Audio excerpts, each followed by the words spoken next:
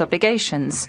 We will vote against Amendment L61, and we invite the Member States of the Council to follow suit. Thank you. Thank you. Is there someone else wishing to speak now? Seems to be no. So at the request of the delegation of Mexico, the Council will now proceed to a recorded vote on L61. So I'm asking the Secretariat to open the voting machine, and I'm asking you to register your votes.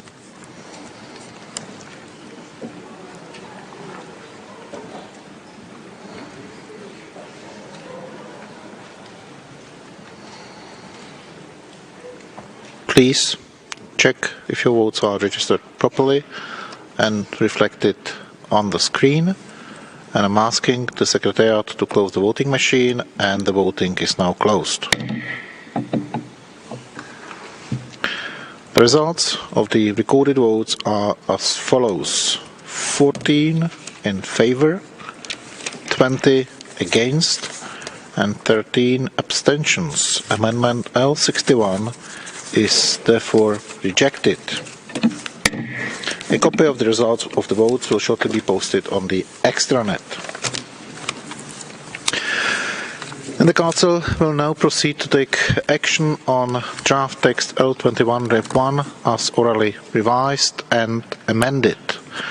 So I will give the floor to members of the Council who wish to make explanations of votes before the vote on draft resolution L22 Rep 1 as orally revised and amended. The first speaker on my list is the United States of America. The importance of respect for human rights is front and center in the UN Drug Conventions, a foundation of all international drug control policy, as well as in all the declarations and resolutions from the General Assembly and the Commission on Narcotics Drugs. There is no dispute on the role of respect for human rights in drug control efforts. That is why we join consensus on this resolution.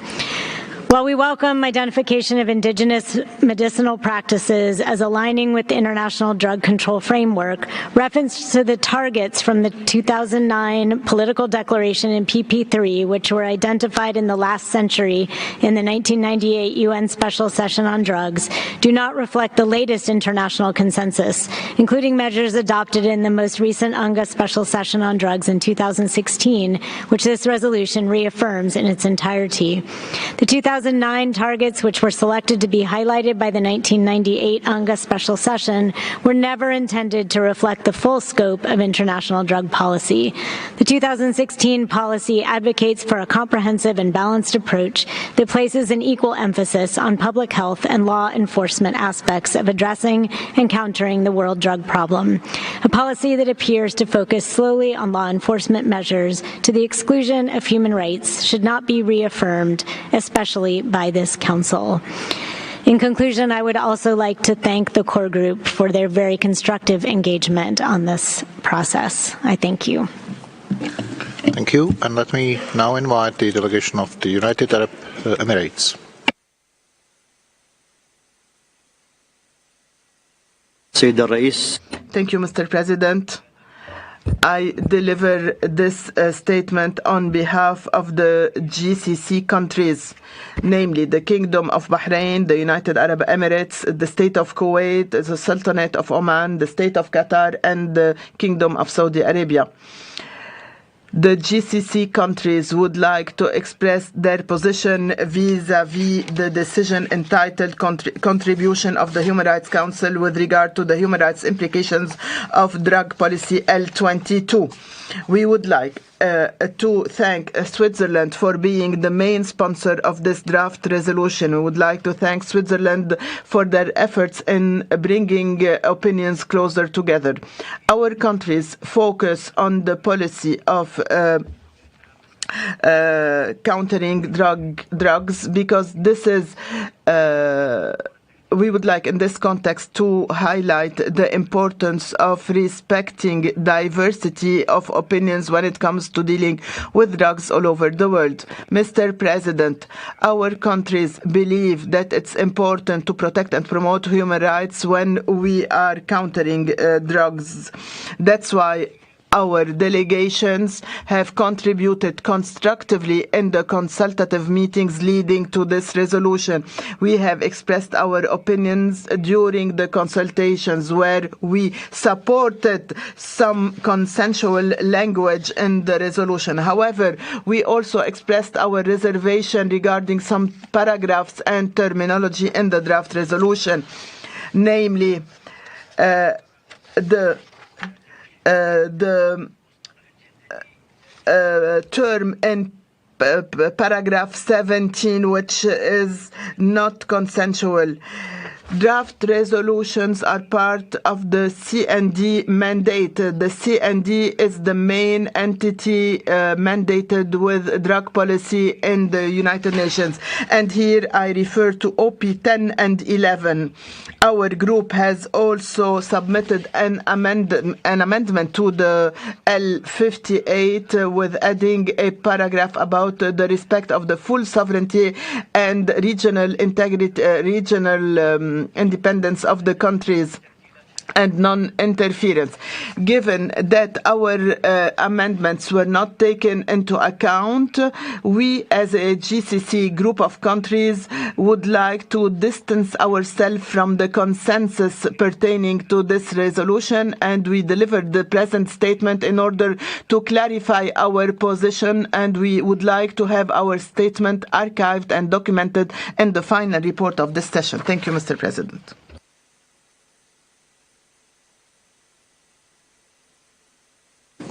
Plurinational state of Bolivia as a floor.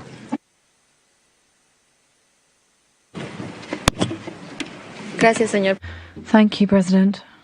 Bolivia would like to thank the proponents of the L22 document for the presentation of this draft resolution and for the flexibility and the constructive dialogue that we've seen to guarantee respect, protection, and promotion of human rights, dignity and fundamental freedoms for all persons, and to compile policies on drugs must be a priority. We need to adopt a balanced approach, bearing in mind different sectors, in order to provide effective and timely responses whilst guaranteeing well-being of families and vulnerable groups and society as a whole. This is all fundamental in developing responses. This is why we underscore the importance of ancestral practices of indigenous communities in developing traditional medicine and their practices in the field of health. Bolivia is firmly committed to guaranteeing the rights of indigenous peoples and peasant people and Afro-Bolivian people, whilst we also reaffirm our commitment to the treaties to which Bolivia is party. We will continue to try to combat stigmatization surrounding the coca growing. We would recall that as to the relevant convention, Bolivia reserves the right within our territory to uphold the traditional consumption of the coca leaf for cultural and medicinal reasons. This may be used in infusions or grown in necessary quantities for licit purposes. At the same time, we will take all appropriate measures to control the growth of this leaf and illicit production. We have achieved great success in combating drug trafficking thanks to the social control model that has allowed us to adhere to our international commitments. For Bolivia, this is a priority issue and is part of its history and the struggle of its people to rectify historic mistakes and continue in defending the rights of indigenous peoples to use medicinal medicine and have therapeutic use of the sacred coca leaf. We would therefore like to thank the proponents of this resolution once again, and Bolivia will join the consensus and vote in favour. I thank you. Thank you. And now I'm inviting Luxembourg.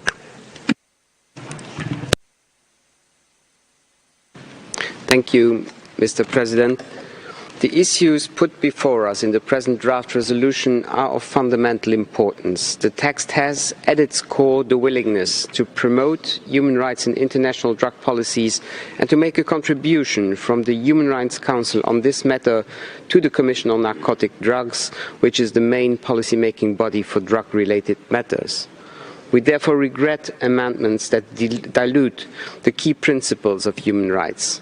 While we deplore the changes made to the text regardless of the constructive and transparent efforts of the core group and the co-sponsors, we consider that these undesirable additions cannot be considered as a precedent. Luxembourg still believes that the resolution before us remains very relevant and of great importance. I thank you. Thank you, and I'm passing the floor to Pakistan. Thank you, Mr. President. Pakistan reaffirms its commitment in making efforts towards a drugs-free world in accordance with its obligations under international law. Given our geographic location, we face several challenges as a transit country arising from illicit drug cultivation, production, and trafficking. These challenges are compounded by a presence of protracted conflict in the region and its ensuing social, economic, and governance impacts. Despite these difficulties, Pakistan has made significant progress in tackling the narcotics drug problem through a multidisciplinary policy approach which inter alia strengthens rule of law, builds capacity of law enforcement agencies, and reinforces human rights of affected people. Mr. President, we acknowledge the constructive approach and appreciate the core group for taking on board some of our proposals. However, we note that L22 still lacks balance and shies away from 1. Reflecting the issue of world drug problem in the title, 2. Incorporating the aspects in need for adopting a comprehensive, balanced and integrated approach to deal with both the supply and demand sides of the world drug problem, and 3. Weaving in societal and economic damage and impact of narcotic drugs problem affecting the rights of numerous individuals. The text sought to oversimplify the drug-related issues by applying a narrow lens and ignoring positive human rights impacts of law enforcement actions. Such an approach is neither pragmatic nor realistic. A holistic approach instead is required which deals with all dimensions of the world drug problem. Moreover, L22 incorporates references to reports that have overstepped mandates of UNODC which deals with the world drug problem. With regard to operational paras 9 and 10, we hold our reservations on the following basis. 1. It will be burdensome for the OHCHR to start developing technical expertise in an area which is not its core work. Spending resources to develop unwarranted skills undermines the principle of judicious expenditure of resources. 2. There is unnecessary duplication of efforts given that a specialized UN body is already mandated to deal with the world drug problem. Mr. President, we reaffirm the principal role of the CND as the policy-making body of the UN with primary responsibility for drug control matters, and the UNODC as the leading entity of the UN system for addressing and countering the world drug problem. However, considering the importance of the resolution in addressing the world drug problem, we will join consensus. I thank you. Thank you. And next speaker is China. Mr. President, the current world drug situation is grave and complex. The international drug control has a long way to go. To strengthen cooperation for win-win results is the inevitable choice by states. China firmly upholds and supports the existing international drug control mechanism based on the 3 major UN conventions and the leading role of the Commission on narcotic drugs as the UN drug control policy-making body. In the spirit of the 3 drug conventions and the 2009 political declaration and plan of action, the drug issue should be dealt with by strengthening law enforcement and judicial measures to combat drug-related crimes, taking full account of health and human rights factors, strengthening the treatment and rehab of drug users, and equally emphasizing on supply and demand reduction. The comprehensive, integrated, and balanced principles in the 3 conventions and declaration should continue to be upheld and implemented. Without overemphasizing one or various negative factors At the same time, the formulation of various measures should fully respect state sovereignty, giving full consideration to the national conditions and development stage of each country, encouraging feasible practice, and should not copy the views and practices of individual countries and regions to other countries and regions. China has actively joined in the consultation on the draft resolution and would like to thank the sponsors for taking on some of our views. Meanwhile, we believe that the draft resolution needs further consultation.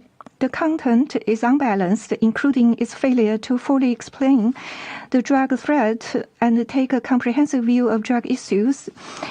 And it has included the controversial wordings. In view of the above, China decides to disassociate itself from the consensus on the draft resolution. Thank you. Thank you. And now let me ask the Council if there is another member wishing to make an AOV. Cuba, you have the floor.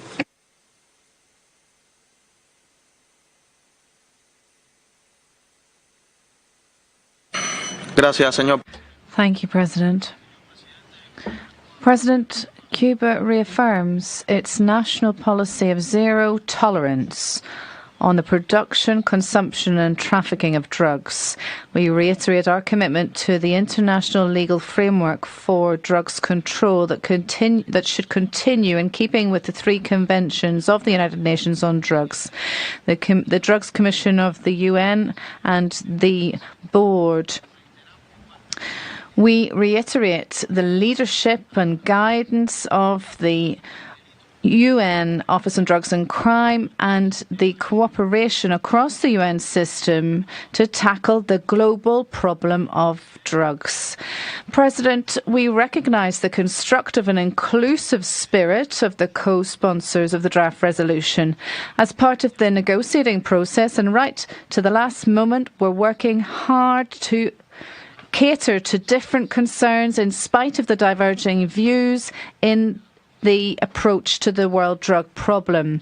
President, the international legal framework for drugs control does not oppose national human rights instruments. On the contrary, it guarantees the social conditions required for the full enjoyment of these rights.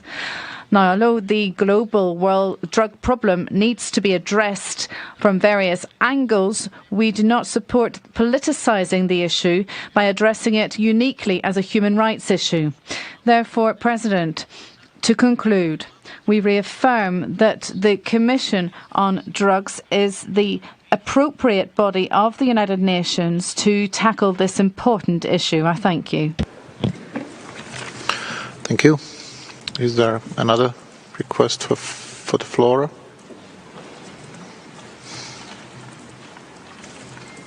It's not the case, so let me ask you, is there a request for a vote?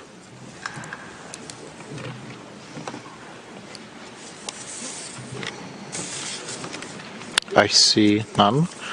I take it that the draft text L22 Ref 1 as orally revised and amended may be adopted without a vote.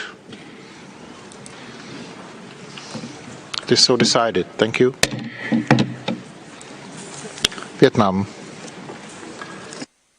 Thank you, Mr. President. On the amendment L47, our vote appeared as abstention. Indeed, my delegation wishes to put on the record that it was our intention to vote yes on this amendment. I thank you. Thank you. Thank you very much. The official records of the session will reflect your statement. However, in accordance with our rules and practice, the results of the vote on L47 will remain as announced earlier. Thank you for your understanding.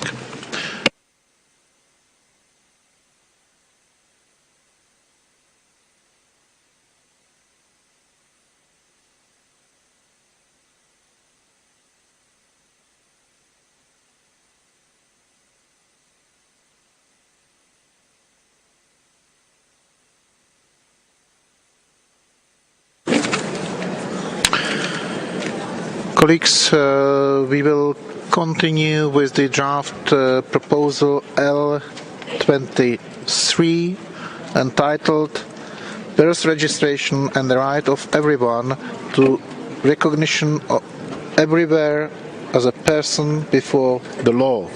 So let me ask the delegations of Mexico and Turkey to introduce the text. But before doing that, please let me ask you to be quiet.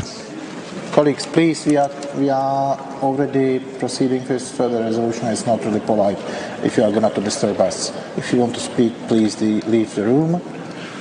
And again, I'm inviting the delegations of Mexico and Turkey to introduce the text. Gracias, señor.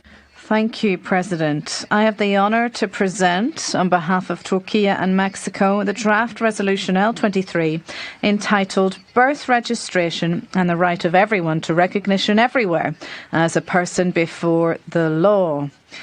This has been co-sponsored so far by 53 delegations.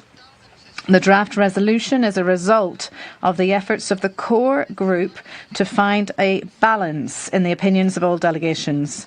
We thank them for their active and constructive engagement, as well as the civil society organisations. One of the relevant updates of the text is to highlight the importance not only of birth registration per se, but also on the issuance of birth certificates.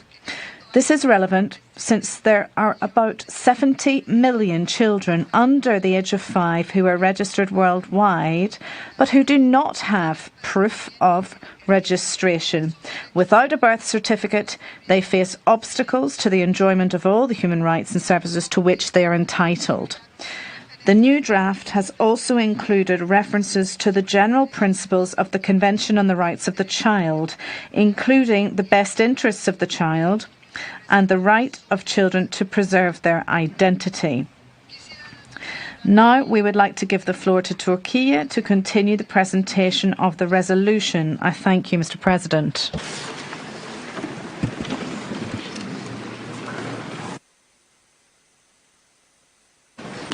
Mr. President, the draft resolution has a clear objective to advance international standards so that all children are registered immediately after birth without discrimination. Birth certificates are indispensable to uphold individuals' rights and guarantee their access to services. With a birth certificate, children may be protected against statelessness or trafficking, or ensure access to education, health, social security, among others. Mr. President, in a constructive spirit, we made genuine efforts for addressing concerns and reaching consensus. In the same spirit, let me underline that the draft resolution highlights the importance of addressing discriminatory laws and policies that prevent women to register the birth of their children or deny them the ability to pass on their nationality. The Human Rights Council has recognized the importance of birth registration since 2012 by consensus. We therefore look forward to the adoption of this resolution by consensus at this session again. Thank you very much. Thank you. Let me inform you that there are additional 18 co-sponsors. And now let me give the floor to the members of the Council who wish to make general comments.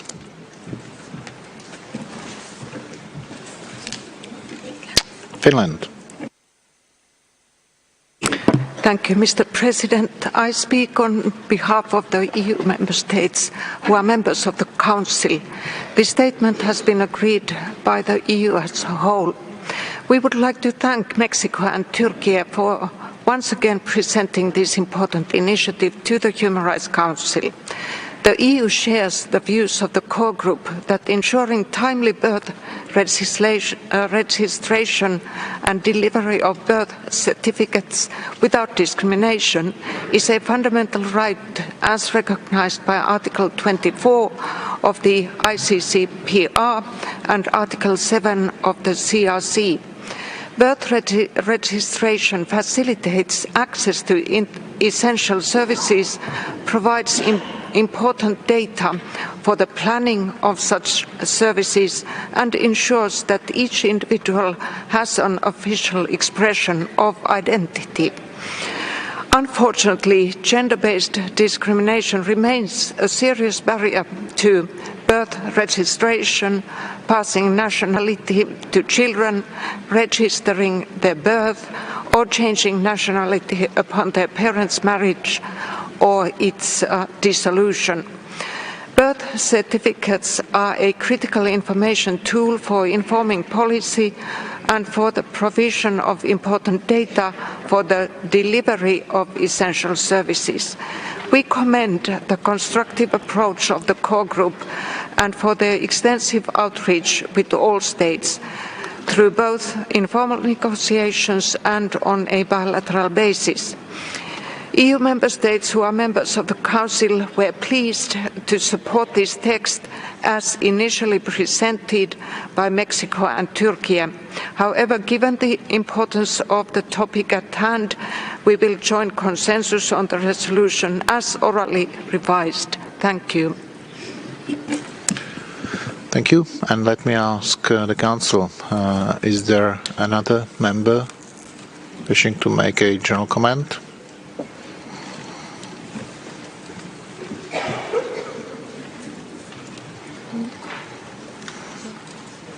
It's not the case. So let me add that there are PBIs for this draft proposal, and copies of the statement were posted on the extranet. And now let me invite those members of the Council wishing to make explanations of votes before the vote. United States of America. Thank you, Mr. President. The United States strongly supports advances in the birth registration text this year on gender equality, as well as its highlighting of gender-based violence and discrimination. Promoting gender equality and preventing and responding to gender-based violence and discrimination are matters of human rights, justice, and fairness. They are strategic imperatives that reduce poverty, promote economic growth, increase access to education, improve health outcomes, advance political stability, and foster democracy. We appreciated the opportunity to engage with the core group on the text. However, we regret that due to differences in views on the meaning and scope of privacy as a human right, states could not agree on how to reference privacy in this resolution. To the extent the term right to privacy is used in this resolution, the United States reads it as specifically referencing the right not to be subjected to arbitrary or unlawful interference with one's privacy, as set forth in Article 17 of the ICCPR. I thank you. Thank you. Is there another request for the floor? No, it's not the case. Is there a request for a vote?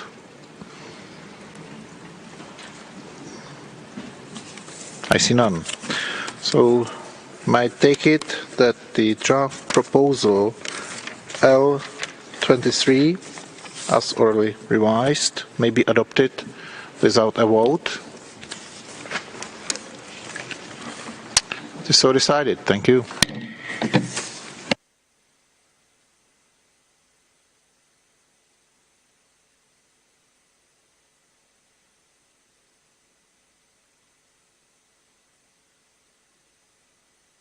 The Council will now consider draft proposal L40 entitled Mandate of the Special Rapporteur on the Sale, Sexual Exploitation and Sexual Abuse of Children. Let me give the floor to the representative of Uruguay on behalf of GRULAC and Sweden on behalf of the EU to introduce the text. Uruguay, you have the floor. Thank you, President. I have the honour to present this Council draft resolution L40 from GRULAC and European Union to renew the mandate of the Special Rapporteur on the sale, sexual exploitation and sexual abuse of children. Commercial sexual exploitation of children is one of the most severe human rights violations. It has many root causes supported by historic practices and culturally, and this and we find victims across the world. We're deeply concerned by the persistence of this problem, and the core group of this resolution would ask for the renewal of the mandate of the Special Rapporteur to extend the work and provide annual reports on providing suggestions and recommendations on how to prevent and eradicate all forms of sale, sexual exploitation and sexual abuse of children. The resolution urges all states to adopt effective, urgent measures of prevention, protection, rehabilitation, recovery and reintegration for children who are victims and survivors, as well as to encourage them to set up solid systems to protect children, promoting the full enjoyment of the rights of the child. Our core group undertook a transparent negotiation process with open consultation with states and civil society organizations, and we had a broad bilateral dialogue with all interested parties. We would extend our thanks to all the states of regional groups that decided to co-sponsor our initiative. Finally, we regret that in spite of our efforts, this resolution has been the subject to amendments, including against language that has been previously agreed. These amendments weaken the unity that this Council should convey on such an important issue.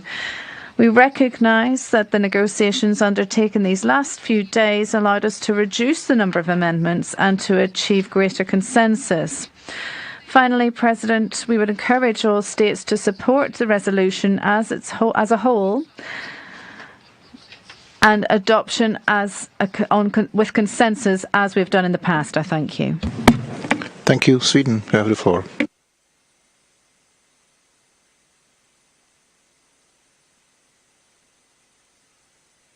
No, we stand behind what has just been mentioned by the GRULAC. Thank you. Thank you. I've been informed that the draft amendment L45 has been withdrawn, and before giving the floor to the Russian Federation to introduce draft amendment L55, I wish to inform the Council that no state member of the Council has yet co-sponsored this draft amendment. In accordance to Rule 69(3) of the ECOSOC Rules of Procedure, which applies to the Council by virtue of General Assembly Resolution 60/251, the Council may take action on a proposed draft amendment by an observer state if there is such a request from at least one member of the Council. If one member of the Council expresses its willingness to consider this draft amendment, we will proceed with it. If there is no such a support, then the draft amendment will not be considered. Therefore, let me ask if there is one member of the Council wishing to proceed with consideration of the draft amendment L55 tabled by Russian Federation.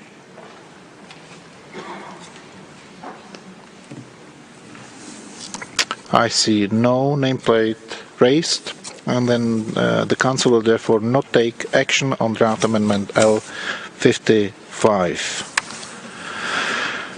So let me now turn to the representative of Finland additional co-sponsors. I've been informed by the Secretariat that there are additional 11 co-sponsors to the draft resolution L40 as orally revised. And let me invite those delegations wishing to make general comments to take the floor. Who wants to start?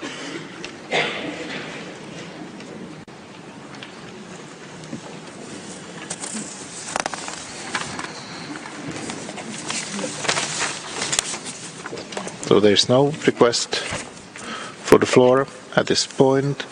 So let me inform you that indeed there are PBIs for this draft proposal, and copies of the statement were posted on the extranet.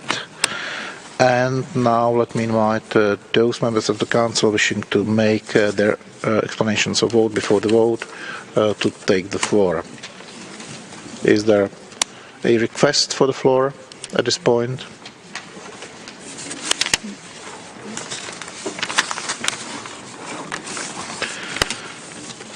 Is there a request for a vote?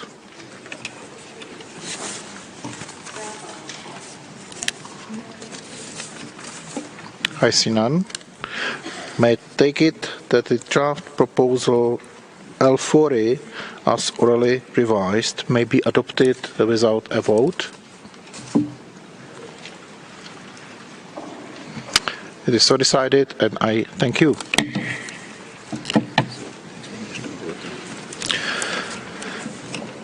And now we will proceed with explanations of vote after the vote on all resolutions adopted under agenda item 3. Is there a request for the floor? Côte d'Ivoire. You have the floor.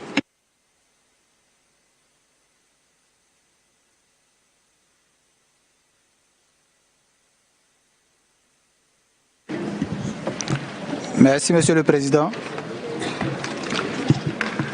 Thank you. On behalf of the African Group, I would like to make some general observations following the adoption of the resolution on the negative impact of non-repatriation of illicit funds to the country of origin and the impact on human rights and the importance of stepping up international cooperation submitted under item 3 of the agenda. The African Group would like to thank all those who voted in favor of the resolution. We would also like to express sincere thanks to all sponsors and co-sponsors of the resolution, which highlights the great importance of it to everyone. The African Group finds some of the positions of our partners difficult to understand, especially those of the European partners, on this important resolution which is important for our continent and people. We stress that this Council needs to be open to all ideas and concerns, including those of the African Group and those of all regional groups. The non-repatriation of funds of illicit origin to the countries of origin and the impact on enjoyment of human rights is clear. Our countries lose large sums every year due to illicit flows. According to the World Bank, developing countries lose $20 to $40 billion each year due to corruption. In this regard, let me stress that this resolution was submitted to the Council in the same way as it has been since 2011. Considerable efforts have been undertaken, and there is a strong political will shown, which has allowed African countries to have some limited success in recovering the funds. It is more necessary than ever now that we take stock of the difficult economic and financial situation aggravated by the impacts of the health crisis. Even though no new mandate has been created by this resolution, there is a certain unfounded position by some states. We endeavored during informal consultations and bilateral meetings to be as flexible and constructive as possible to address all of the proposals that we received, especially to further bolster human rights aspects regarding the original text adopted in the previous resolution. We therefore remain somewhat disappointed by the position of some partners, which unfortunately reflects a lack of political will to tackle this important issue and to respect the UN Convention Against Corruption. Finally, I would recall that Article 55 of the UN Convention Against Corruption states that the return of assets is a fundamental principle of this convention, and that speedy repatriation of funds to the country of origin is an inviolable and right which is not subject to statute of limitations. And this is necessary to remedy the rights of people whose rights are infringed by corruption. Thank you. Thank you. And the next delegation on my list is Nepal.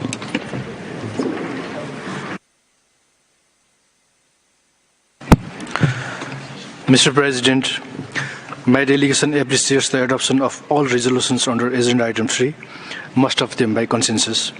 Nepal co-sponsored 8 resolutions, all under the Item 3. My delegation also appreciates the adoption of the resolution on human rights, democracy and the rule of law, agreeing on the pertinent theme for the 5th Democracy Forum as democracy and climate change, focusing on solutions.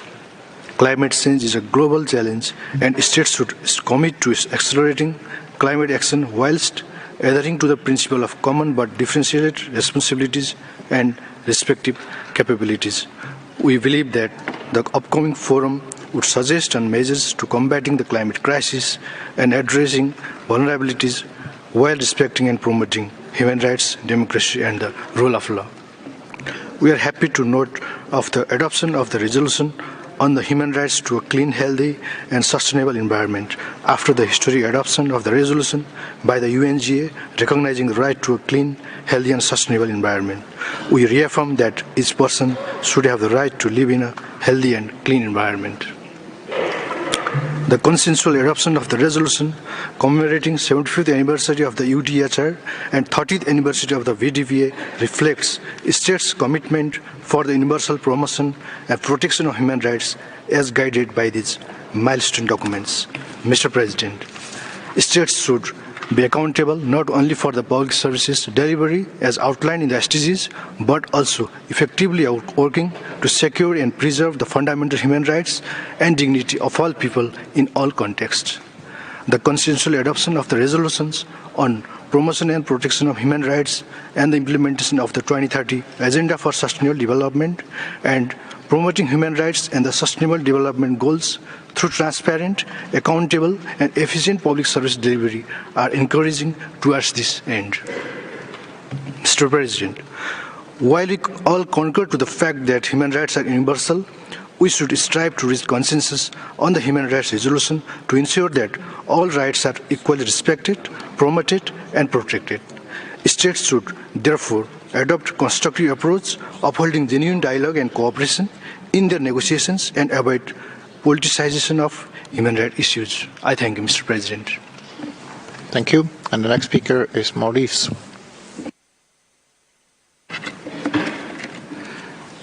Thank you, Mr. President.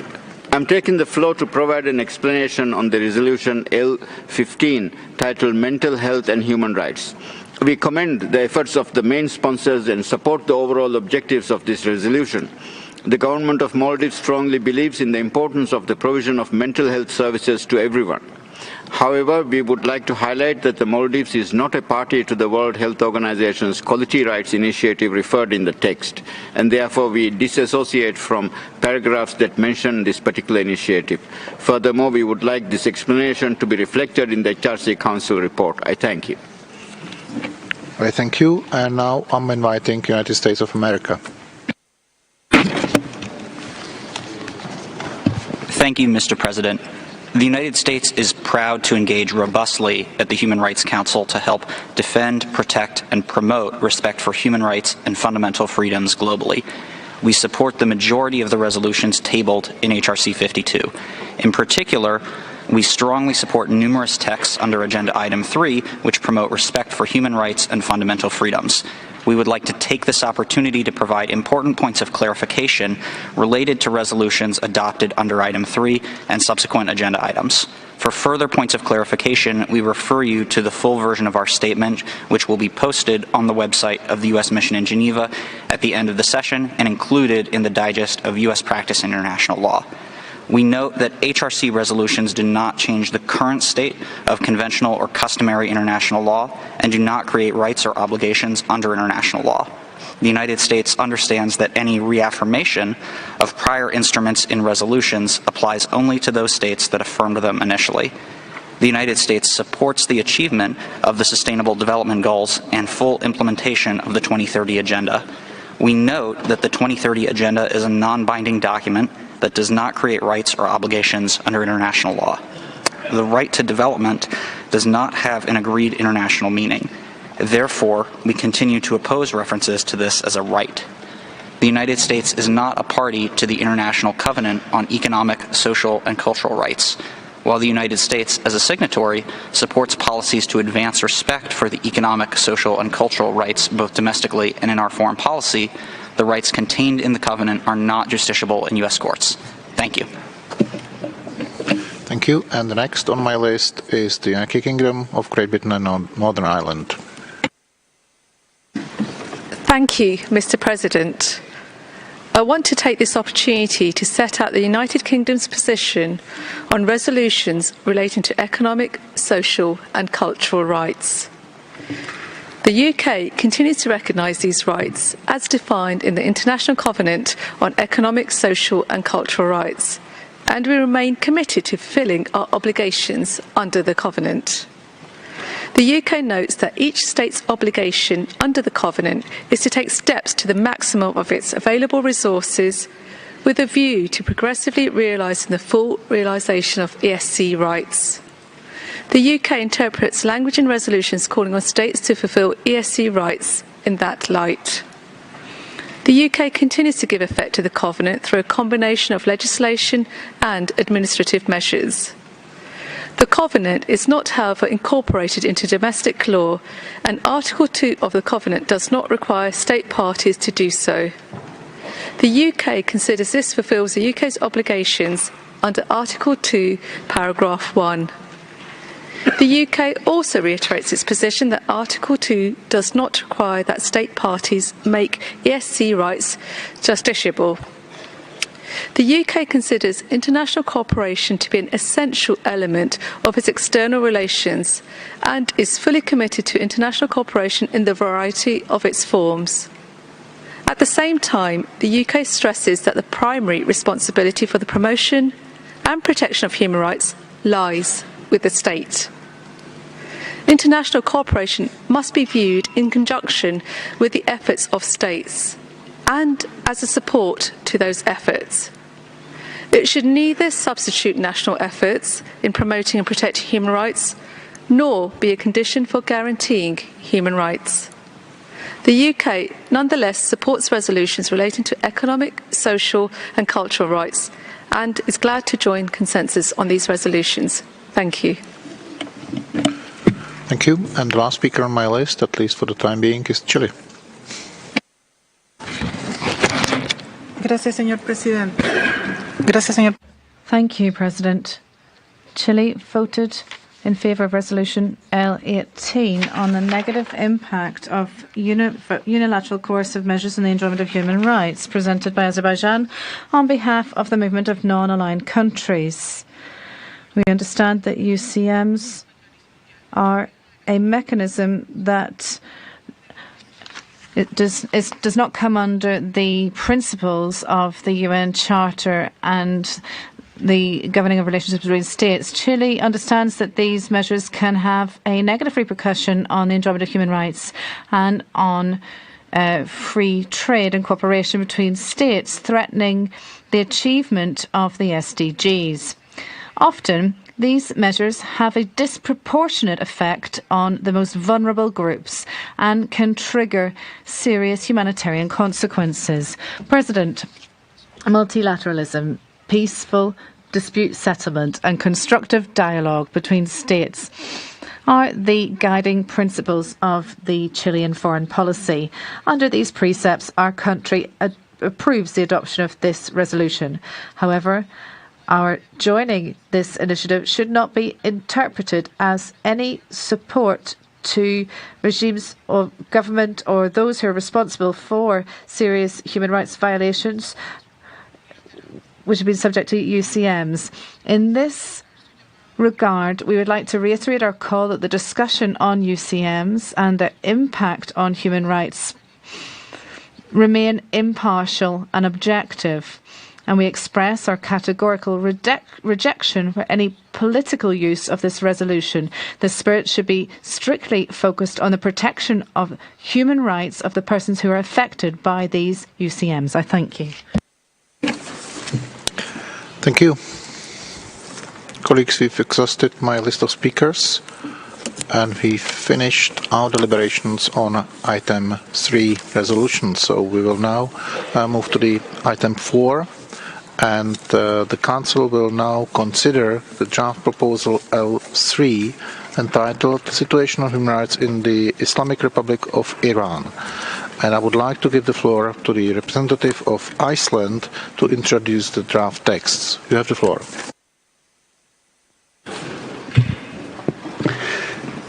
Thank you, Mr. President.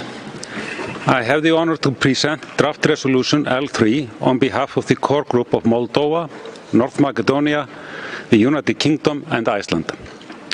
L3 seeks to renew the mandate of the Special Rapporteur on the situation of human rights in the Islamic Republic of Iran for another year. The draft resolution is the product of an open and transparent process, and we are grateful for the constructive proposals in the informal consultations which serve to improve the text. The human rights situation in the Islamic Republic of Iran remains dire, with persistent violations of a wide range of civil, political, economic, social and cultural rights. The Iranian authorities continue to violate the human rights of its people and stoke fear through instrumentalizing the death penalty. Impunity for gross violations of human rights and the absence of accountability embolden perpetrators and perpetuate cycles of violence. Continued monitoring, reporting and scrutiny is vital. It can save lives. Mr. President, today's adoption is about solidarity with the people of the Islamic Republic of Iran.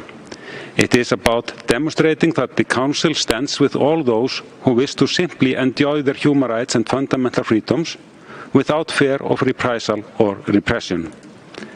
It is about saying stop to the violence and discrimination in law and in practice against women and girls, children, persons belonging to minorities, human rights defenders, lawyers and journalists.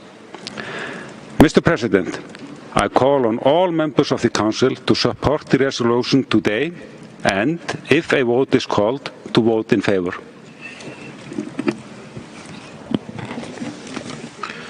Thank you. Let me inform you that there are additional 7 co-sponsors. And now let me invite the members of the Council wishing to make their general comments. Finland, you have the floor.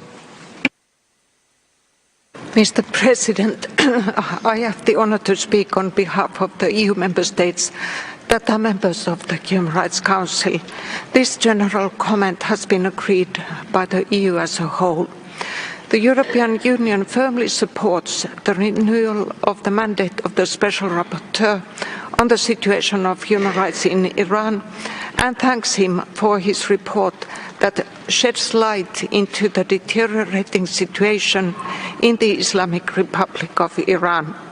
We also fully support the inclusion of substantial language in the resolution so it can reflect the extent and the gravity of the human rights violations. We echo the grave concerns raised in the resolution on the violations of the human rights of women and girls. Moreover, we condemn the arbitrary arrests and executions of peaceful protesters, among others. The EU unequivocally opposes the use of the death penalty in all times and circumstances and calls on Iranian authorities to comply with their international obligations deriving from ICCPR. Moreover, the EU urges the Iranian authorities to cooperate with the Special Rapporteur and the fact-finding mission by providing information and facilitating their access to the country. In this vein, we invite all members of the Human Rights Council to join consensus around the text and to support this important resolution. I thank you. Thank you. The next on my list is Costa Rica. Gracias. Thank you, President. Costa Rica resolutely supports this draft resolution. My country acknowledges the significant efforts taken by the core group and by the Special Rapporteur with a view to contributing to a solution in step with international human rights standards, in which all persons, particularly women and girls, and human rights defenders may enjoy, in their own country, safety and a life without violence. We regret the lack of cooperation with special procedures and involvement of the concerned delegation in good faith. We hope that the independent fact-finding mission and the rapporteur can count on cooperation on the part of Iran with appropriate resources to conduct their work effectively. This means that discussions and exchanges with civil society organisations should take place freely and without any fear of reprisals. My country trusts that the resolution contributes to combating impunity for serious systematic violations of human rights, forms of general criminalise discrimination and that it can lay the foundation of a normative framework based on full equality and the abolition of the death penalty. We reiterate our solidarity with the women and people of Iran and call on member states to vote in favour of this resolution by consensus. Thank you. Thank you. And now let me pass the floor to the United States of America. Thank you, Mr. President. As we sit here in the comfort of Geneva under the iconic ceiling of the UN Human Rights Chamber, far from the tragedy unfolding in Iran, we cannot ignore the rising number of reports of what the Iranian people have been suffering in the brutal crackdown that began in September of last year. Mass arrests, sham trials, hasty executions, and lengthy prison sentences being handed down to protesters, as well as the use of sexual violence as a tool to suppress protests. These deeply disturbing actions unfortunately make clear that the situation in Iran continues to require our attention, and the diligent, independent assessment that renewing the mandate of the Special Rapporteur can provide in the form of timely and critical reporting. The deteriorating human rights situation in Iran demands that we take this action today. The resolution before us is the product of collaboration among member states with newly added language to address systematic impunity for gross violations of human rights, including torture and arbitrary arrests and detentions. I'm grateful that after 10 years, the Council recognizes that this resolution must evolve with the current human rights crisis. Despite the devastating consequences of the regime's violent crackdown, members of the Iranian civil society, including defenders such as Sepideh Golian and Nargiz Mohammadi, among countless others, remain resilient and courageous. The United States will continue to work closely with our allies and partners in the international community to take action to support the people of Iran, who are the victims of these violations and abuses, and to hold perpetrators accountable for their actions. We are proud to join more than 65 co-sponsors and urge all Council members to support this resolution, and we thank the core group for their leadership. I thank you. Thank you. Now let me ask the Council if there is another member wishing to make a general comment. It's not the case, so we will continue with the country concerned, and I'm passing the floor to the Islamic Republic of Iran. You have the floor. Bismillah ar-Rahman ar-Rahim, Mr. President. The draft resolution on which the Council is about to take action, submitted by Iceland and UK as its main sponsors, is totally unwarranted and rejected by Iran. Tabling this resolution is considered by Iran as a malign attempt to deliberately target and destruct Iran's human rights face by producing twisted narratives, negative clichés, and false accusations.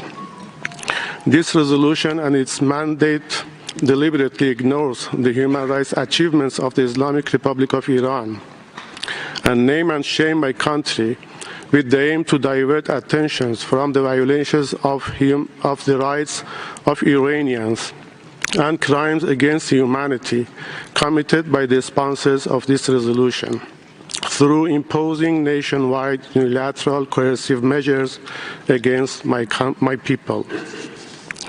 Mr. President, weaponization of human rights as a foreign policy tool is unacceptable and endangers the common cause of human rights.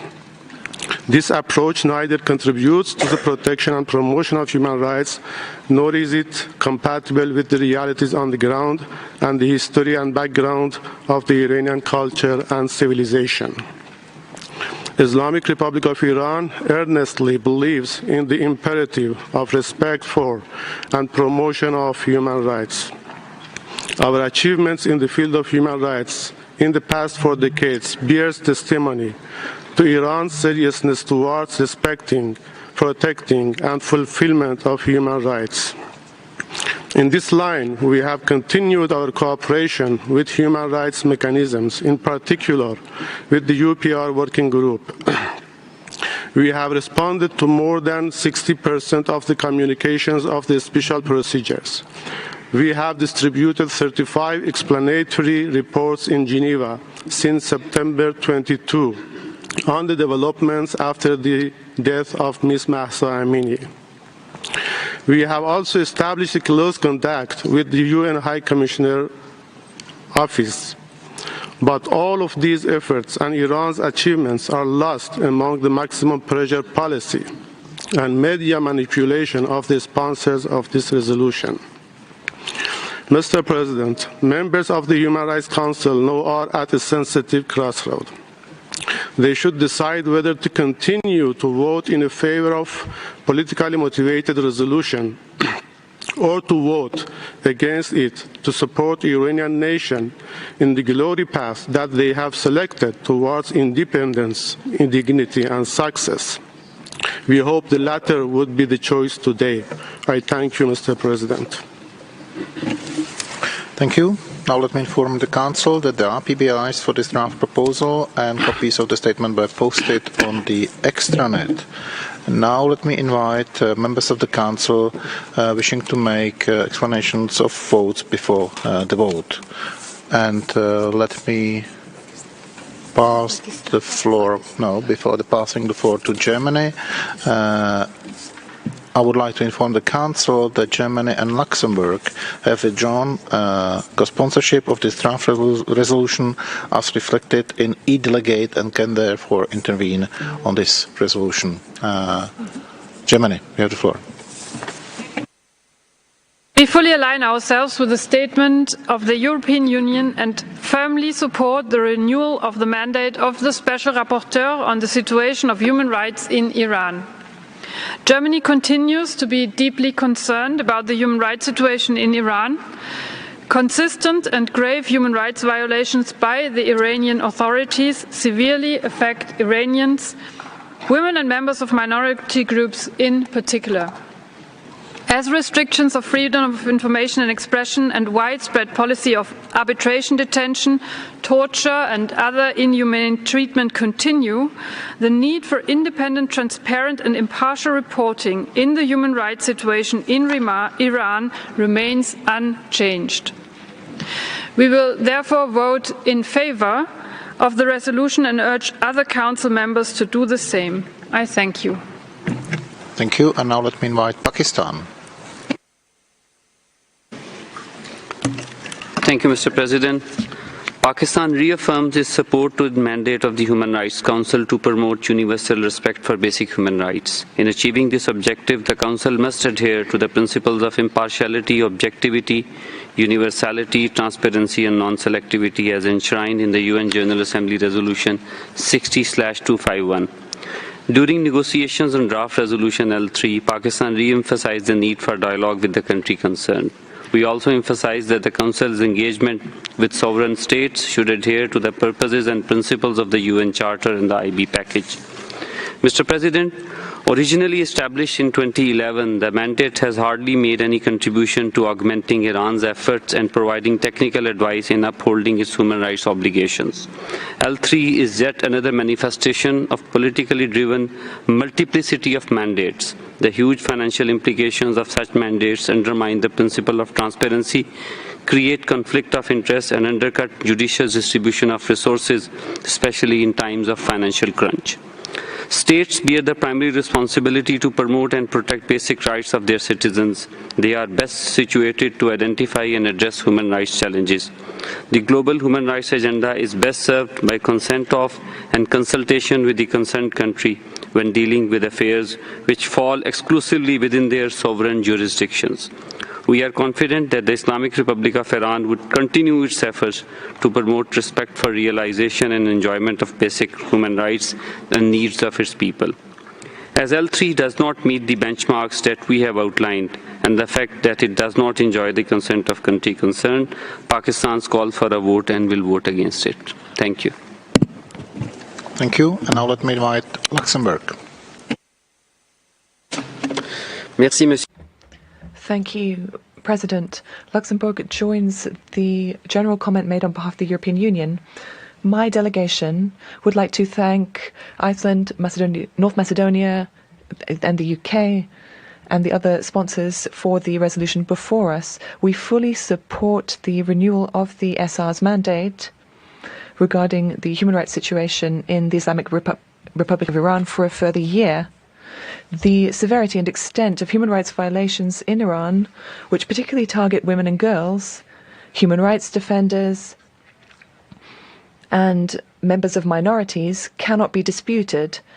The most recent report of the Special Rapporteur clearly shows that the Iranian authorities have used mass arrests and detentions, acts of torture and ill treatment, sexual violence, gender-based violence, arbitrary executions, and the death penalty against protesters. In light of widespread, repeated, and persistent human rights violations in the Islamic Republic of Iran, taking place in a climate of impunity, the mandate of the SR is essential to continue monitoring and documenting violations committed and to contribute towards bringing perpetrators to account. The mandate of the SR is complementary to that of the independent fact-finding mission set up by the Council during its 35th special session in November. The resolution before us further encourages the Special Rapporteur to cooperate with this mission to promote synergies. We repeat our call on Iran to cooperate fully with the Special Rapporteur and to authorize them to visit, and this should be in line with the standing invitation issued by Iran since 2002. Iran must fully respect human rights and the fundamental freedoms of all, in keeping with the ICCPR and the Convention on the Rights of the Child. By adopting Resolution L3, the Council would send a strong message of solidarity to the people of Iran and to all of those who continue to protest for their human rights and fundamental freedoms. Luxembourg invites all members of the Council to vote yes to draft Resolution L3. I thank you. Thank you. South Africa, you have the floor.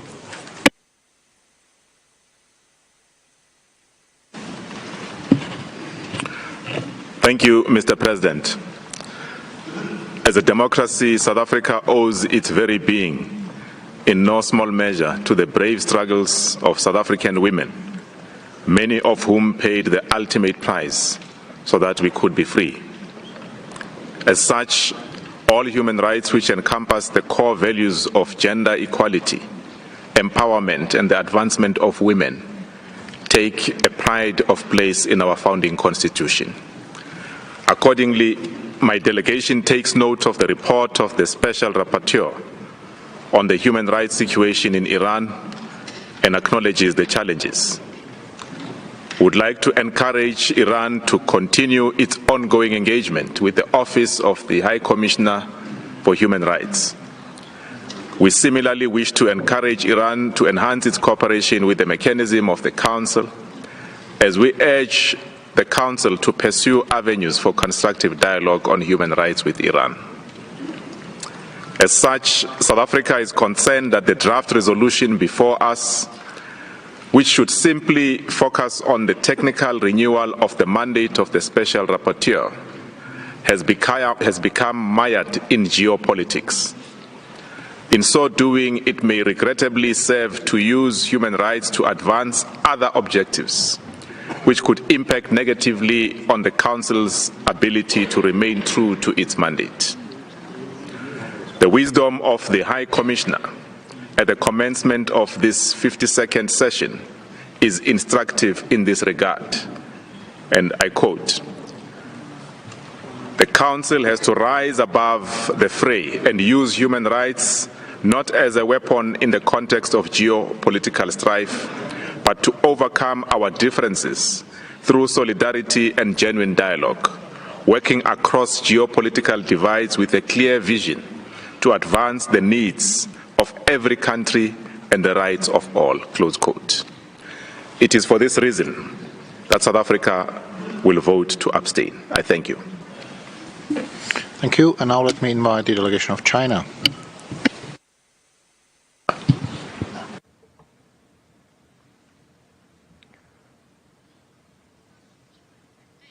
Mr. President, China is always opposed to interference in the internal affairs on the pretext of human rights. and to the establishment of country mechanisms by the Council without the consent of the country concerned. We have noted the efforts made by the Iranian government to resolve their relevant domestic issues and the information it has provided. It is our hope that the international community will take an impartial and objective approach to the human rights situation in Iran and respect the path of human rights development chosen by the Iranian people on their own.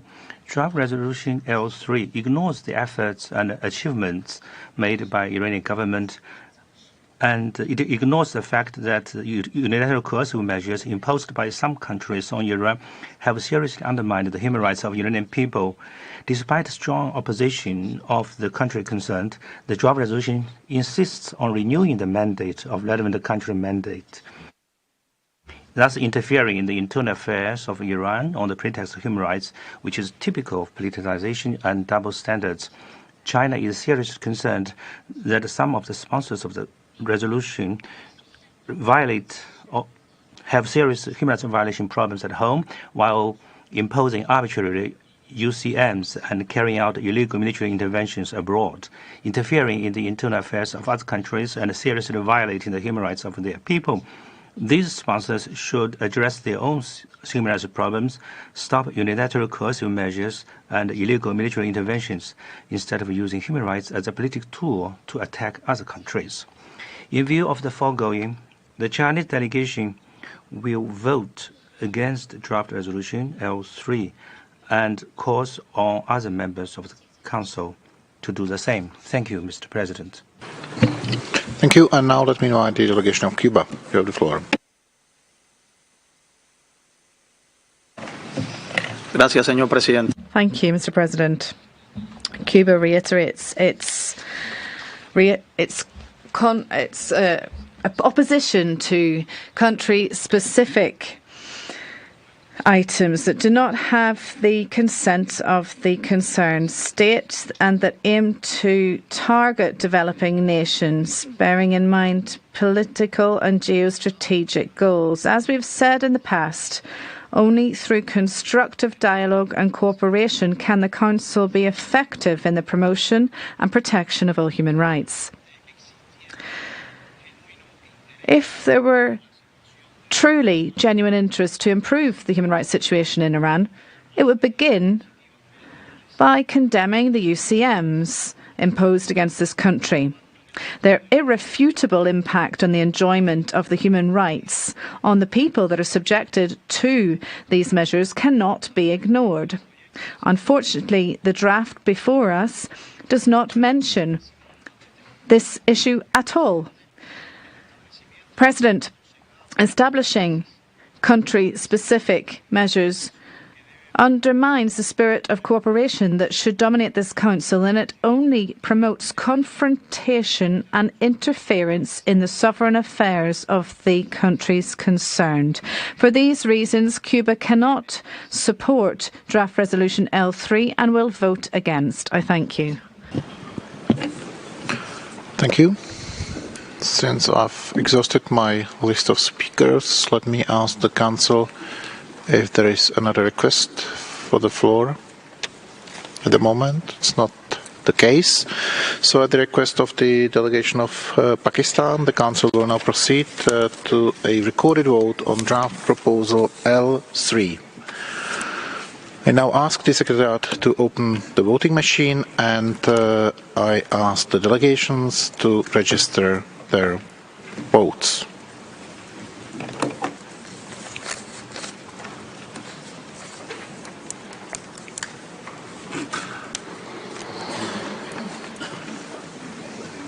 So please let me ask you if your votes are recorded accurately and reflected on the screen.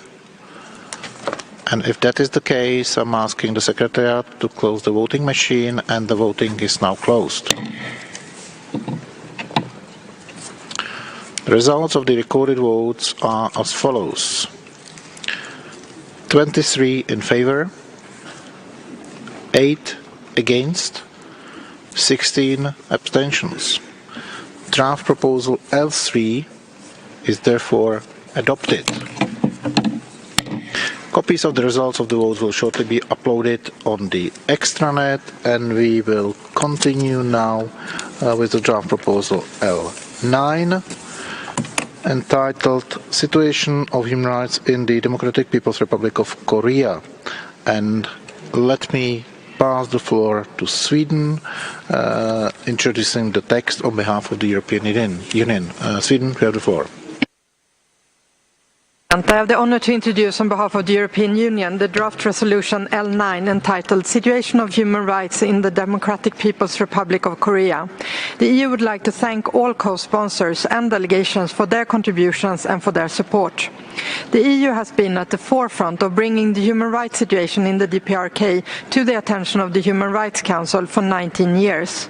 We created the mandate of the Special Rapporteur and established a Commission of Inquiry.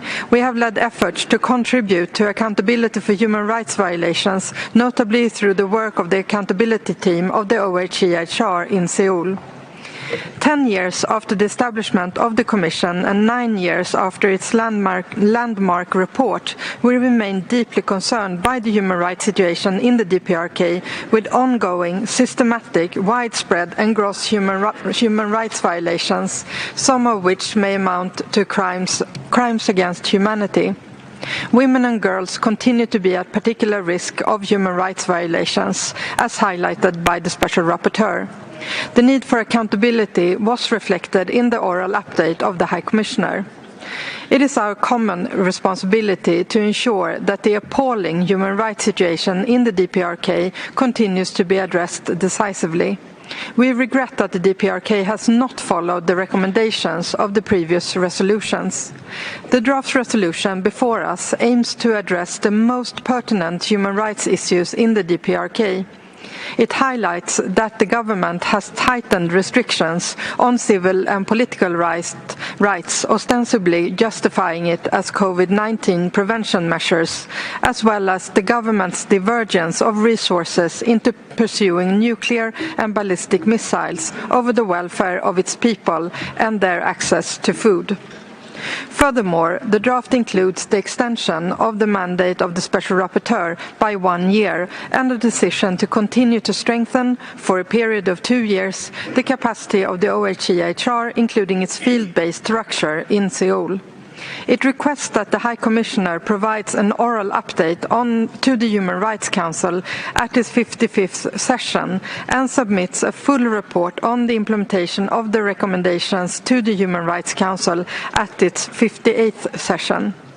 The EU has held one open-ended consultation on the draft resolution and wishes to thank all those who participated in this process, including civil society. We hope that all delegations support the adoption by consensus of this important resolution. I thank you. Thank you. And let me inform the Council that we have additional 6 co-sponsors. And now I'm inviting the Council members wishing to make general comments.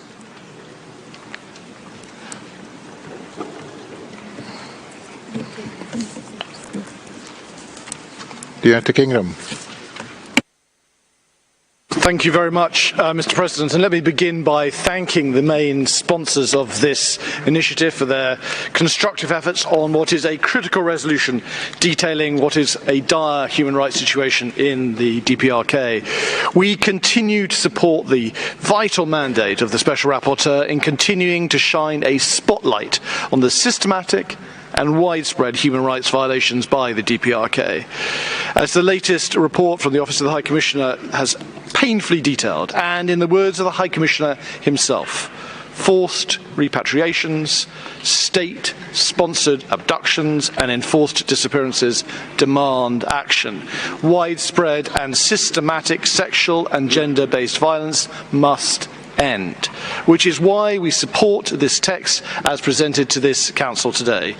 The DPRK must cease diverting resources to its illegal weapons programme and instead prioritise its people's basic economic needs, which are so desperately required. We also urge the DPRK to engage constructively with the international community to address its human rights record and to work to bring about permanent change and improvements for all the people of North Korea. We remind the DPRK that restrictive COVID-19 measures should not be used as a tool to further constrain the freedom of its citizens, nor to restrict the ability of the international community to engage with the authorities in Pyongyang. Mr. President, the UK has co-sponsored the text before us, and we call upon our colleagues here in this Council to do the same. Thank you. Thank you. And since I don't see another request for the floor at this moment, we will proceed with the country concerned, Democratic People's Republic of Korea. You have the floor. Thank you, Mr. President. The DPRK delegation resolutely denounces the draft resolution on the station of the human rights in DPRK, submitted by EU at this meeting as a document of political conspiracy which has no relevance with the genuine promotion and protection of human rights. We flatly deny and reject it. The annual adoption of the stereotype human rights resolution against DPRK only proves once again the persistent vicious nature of US and EU attempting to deny and stifle the social system of DPRK under the pretext of human rights.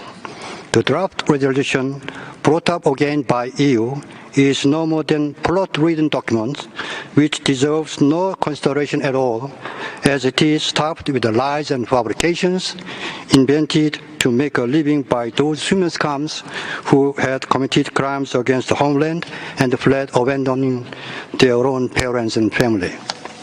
The so-called human rights issue claimed by the US and EU can never exist in our social system, where the principle of attaching importance to people and highly regarding them is applied in all fields of state and social life. The priority is given to people-oriented politics in all spheres of state and social life, and the principle of zero tolerance for the slight element and behavior that infringe upon the interest of people is observed by the consistent position of the Workers' Party of Korea and the government of DPRK. However, the US and the EU, as they could not bring us down by force, are making much ado about our human rights issue with a single aim to disgrace the prestige of my country and realize their unrealistic wild dream of overturning our society. The US and sponsors and other co-sponsors of anti-DPRK draft resolution on human rights are the very countries which have been committing human rights violations of all kinds, such as aggression, massacre, destruction, planned and racial discrimination, and have lost even basic qualification and moral integrity, to mention sacred word of human rights. The senior intention to turn the Council into a theater of interference in internal affairs of sovereign state and political confrontation should be duly denounced and rejected. If UNHCR and UN member states are indeed desirous of genuine promotion and protection of human rights, they should raise their voice of justice against the heinous high-handedness and arbitrariness of US and Western countries that indulge in all sorts of crimes against the humanity and act of politicization and double standards in human rights. Mr. President, we remain consistent in our stand to make a positive contribution to the global efforts for promotion and protection of human rights. We will take the toughest countermeasures to the end if the US and its followers dare to infringe upon our social system by provoking us with the human rights, the sovereignty of our state. My delegation strongly denounces once again the documents of political conspiracy tabled by EU as a flagrant violation of dignity and sovereignty of DPRK, and expect that all the representatives would express their stand against it and dissociate from the consensus. I thank you. Thank you. Now let me inform the Council that there are PBIs for this draft proposal, and all the information will be posted on the extranet. And now let me invite those members of the Council wishing to take the floor and make an explanation of vote before the vote. China.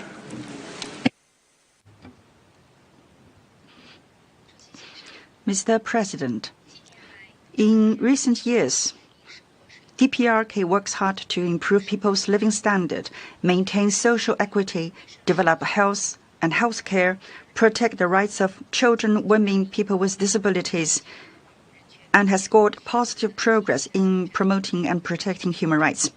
China is concerned about the impact of the situation on the Korean Peninsula on the human rights of the Korean people. The international community should facilitate denuclearization, lasting peace, and sustainable development on the peninsula, and provide the fundamental guarantee for the cause of human rights of DPRK. China urges countries concerned to immediately remove UCM against the DPRK and stop violating the human rights of the Korean people. Mr. President, China always advocates constructive dialogue and cooperation to address differences in the field of human rights. China opposes politicization of human rights, establishing and extending the country-specific mechanism without the consent of countries concerned. Politicizing human rights is not conducive to constructive dialogue and cooperation to peace and stability on the Korean Peninsula. It can only intensify the atmosphere of confrontation in the Council. In view of the above, the Chinese delegation will not join consensus on draft resolution L9. Thank you. Thank you. And now let me invite Cuba.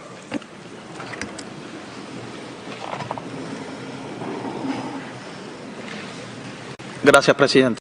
Thank you, President.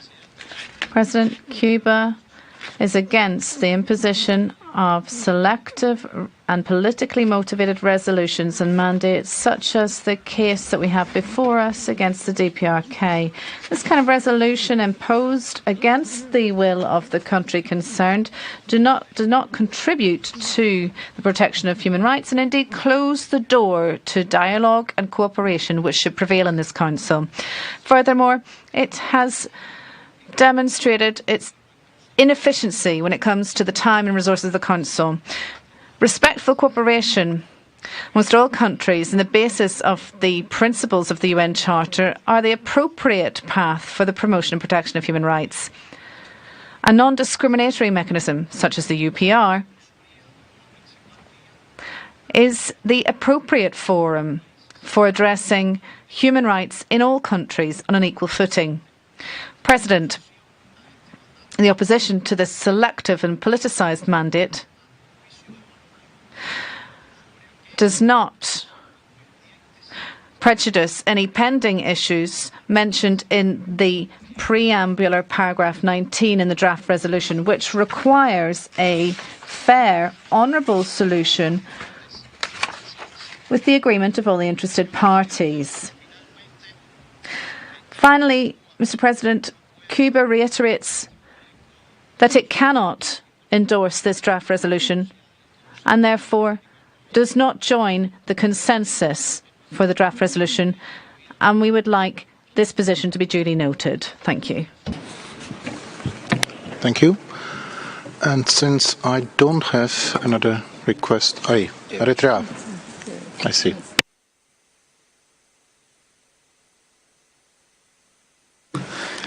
Politically motivated country-specific resolutions and mechanisms on any nation are unacceptable and hence counterproductive. The approach negates the international UN principles and human rights and does not create any dividend in the promotion of human rights, especially when the state concerned is not in agreement.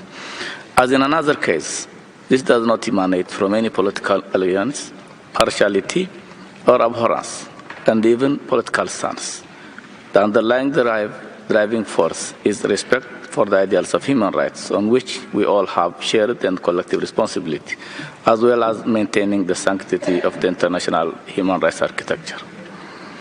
Every nation faces its own set of dimensions of human rights challenges. In this context, Eritrea underlines that resort to dignified engagement and international cooperation predicted on partnership, and particularly through the UPR, is the most effective approach. For the above stated reasons, my delegation would like to dissociate from the consensus. Thank you. Thank you. Is there another member of the Council wishing to speak now?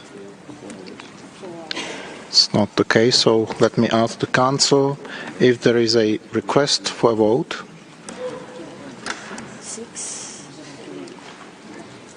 I see none. May I take it that the draft proposal L9 may be adopted without a vote? It is so decided, and I thank you.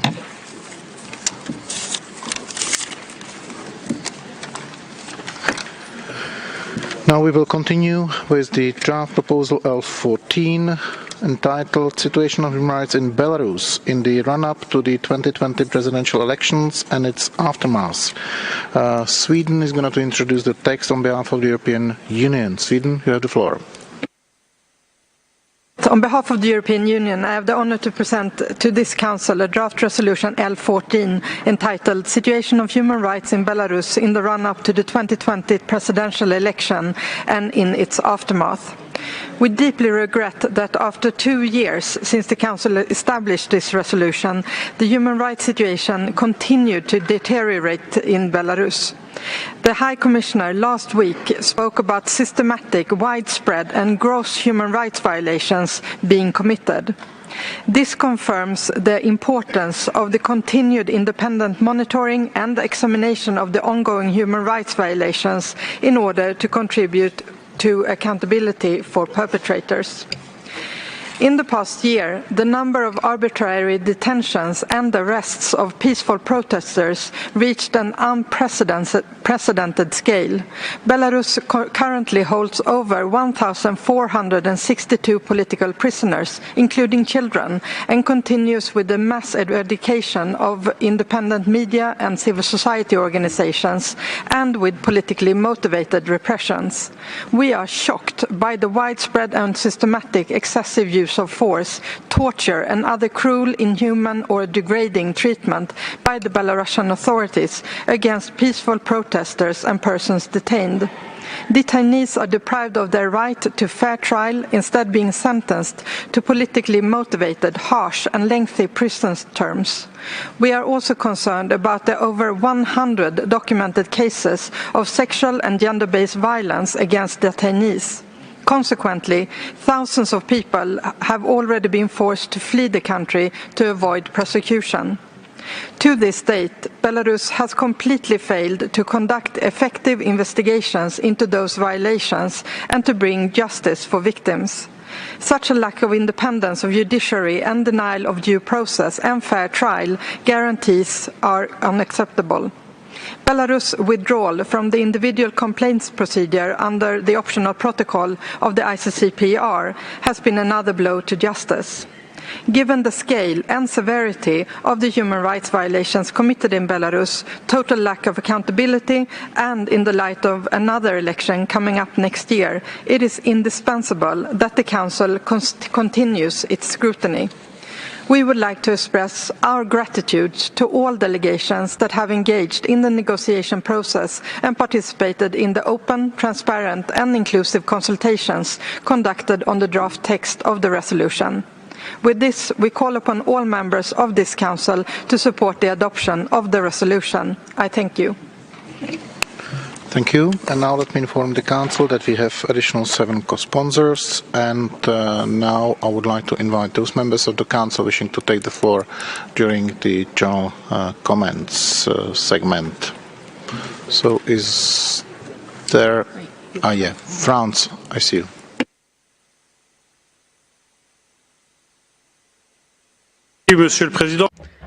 Thank you, President. France aligns itself with the statement made by the European Union. More than 2 years after the elections of August 2020, Alexander Lukashenko has doubled down by systematically suppressing all criticism of the authorities.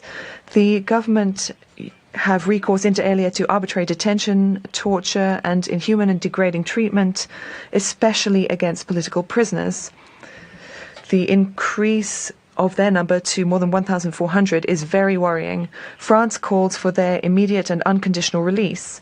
The extent of human rights violations committed by Belarus following the 2020 election deserves ongoing and sustained attention from this Council.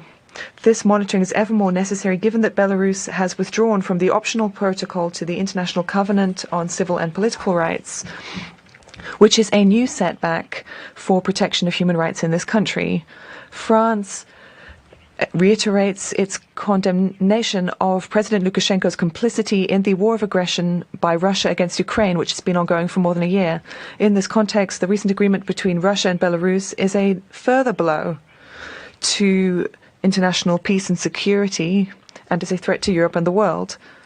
President France once again commends the courage and resilience of Belarusian citizens who are fighting for respect for fundamental rights and democracy. The dream of a free, democratic, and peaceful Belarus must be heard and fully supported by the member states of this Council. And France, of course, supports the draft resolution. Thank you. Thank you. And now let me invite Ukraine.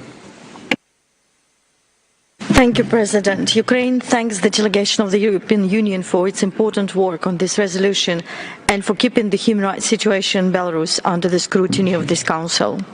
We fully support the mandate of the Special Rapporteur and share the concern regarding the consistent violations of human rights and fundamental freedoms in Belarus and demonstrative impunity for them. We continue to be gravely concerned about the reports of excessive use of force by the law enforcement personnel, arbitrary deprivation of liberty, torture and ill treatment, denial of fair trials, enforced disappearances and forced exile, to name a few. We also condemn the involvement of Belarus in facilitating Russia's military attacks on Ukraine, like the one which is taking place right now as we speak, with the combat jets capable of carrying Kinzhal hypersonic missiles taking off from the Belarusian airfield with the target to kill and destroy. Such a behavior is an insult to the people of Belarus, who do not want to be accomplices to Russia's crime of aggression. In this respect, we wish to specifically commend the authors of this draft for the provision condemning the denial of human rights and fundamental freedoms of those expressing protests or speaking out against Russia's war of aggression against Ukraine and Belarusian authorities' support for the aggressor. We continue to stand ready to back all meaningful efforts aimed at facilitating the return of official Minsk to compliance with international law and its human rights obligations, and see the current draft and the work of the Special Rapporteur as crucial element in this process. Therefore, Ukraine strongly supports L14, will vote in favour and calls on all members of the Council to do the same. I thank you. Thank you. And now let me invite the United Kingdom. Mr. President, we too remain deeply concerned by the human rights situation in Belarus. Severe repression continues unabated. Civil society and independent media continues to be targeted, with lengthy sentences delivered after closed trials or trials in absentia.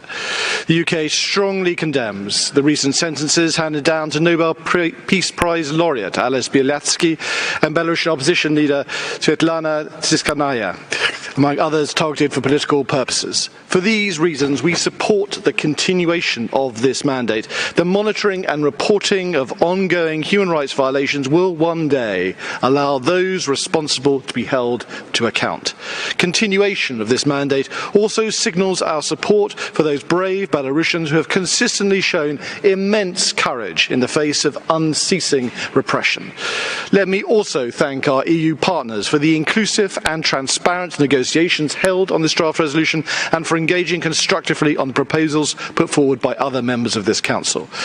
We condemn Belarus's continued use of arbitrary detention and arrests and prolonged detention, and welcome the inclusion of language on political prisoners, environmental defenders and women human rights defenders in operative paragraph 3 of the draft before us. We have co-sponsored this draft and we urge our fellow members of this Council to join us in supporting it. Thank you. Thank you. Colleagues, I don't register another request for the floor at this point. So let us proceed with the country concerned. Belarus, you have the floor. Thank you, President. The motives for submitting this draft resolution on Belarus to this Council session, just as was the case 2 years ago, are not at all related to human rights in my country. What lies behind this resolution is the geopolitical interests of some states who have tried to exploit the electoral campaign of 2020 to stir up anti-government protests, to undermine the state, and to interfere in Belarus's internal affairs. This resolution is revenge for the failed color revolution in Belarus, the attempt to use the HRC to justify illegal sanctions against Belarus and its people, and the West's support for extremist and terrorist activities are aimed at destroying the Belarusian state.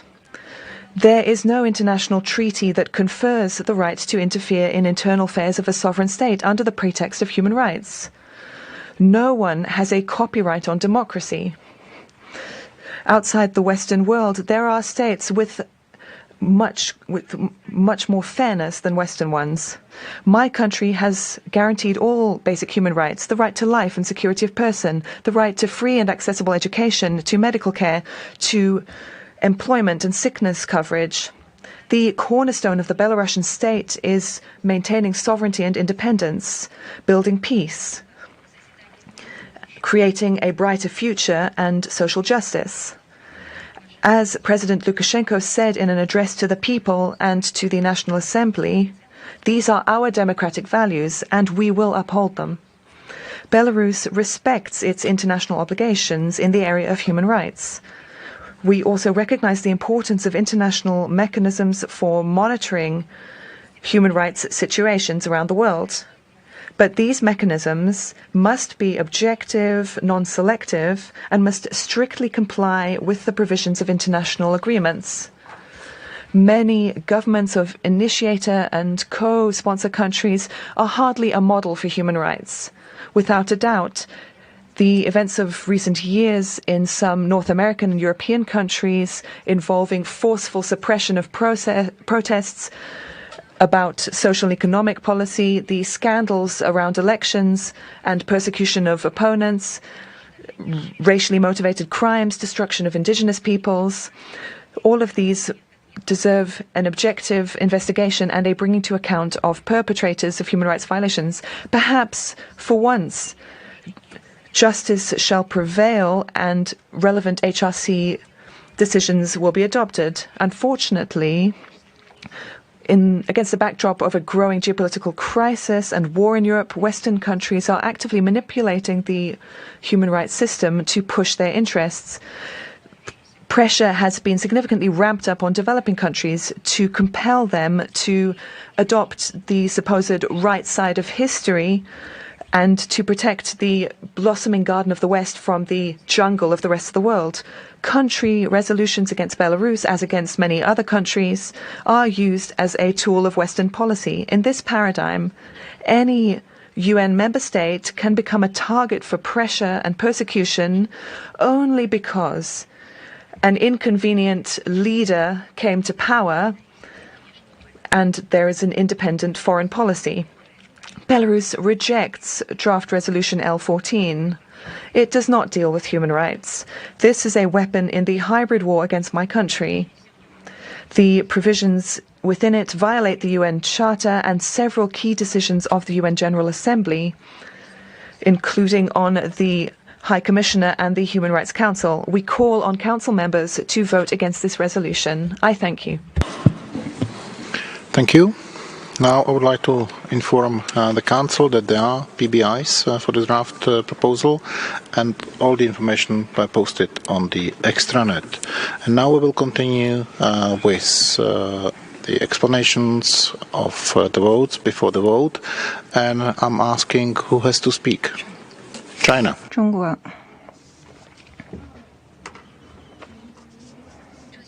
Mr. President, regrettably, draft resolution L14 is not balanced and impartial in its content. It fails to objectively and fully reflect the efforts and the progress made by the government of Belarus to promote and protect human rights. And ignoring the fact that UCMs imposed by some countries had seriously undermined the human rights of the Belarus people. China urges the countries concerned to immediately lift their UCMs against Belarus and stop violating the human rights of the Belarusian people. In view of the above, and based on China's consistent position on country-specific human rights issues, China requests a vote on draft resolution L14 and will vote against it. We call on all members to vote against it, and we call on the Council to promote constructive dialogue and cooperation to promote human rights. Thank you, Mr. President. Thank you. Cuba, you have the floor.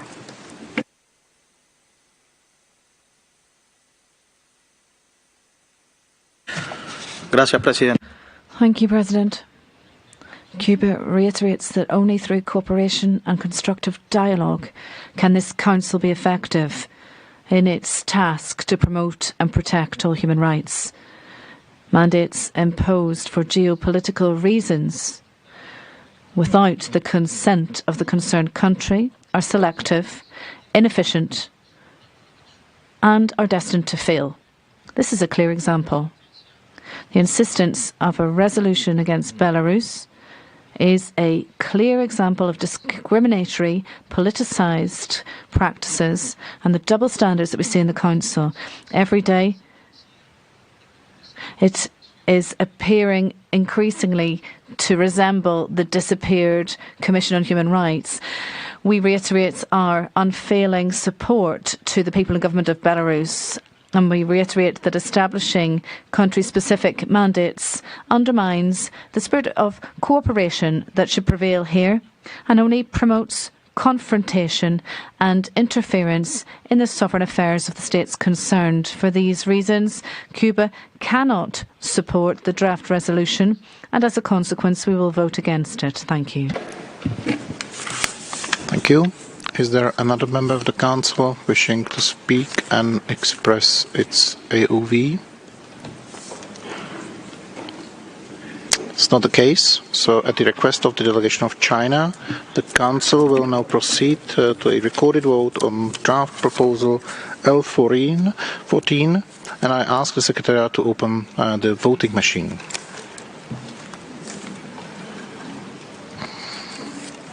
I'm asking the delegations to register their votes.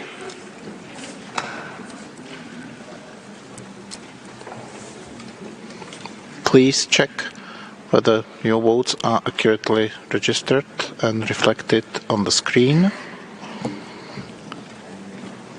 And if that is the case, I'm asking the Secretariat to close the voting machine, and the voting is now closed.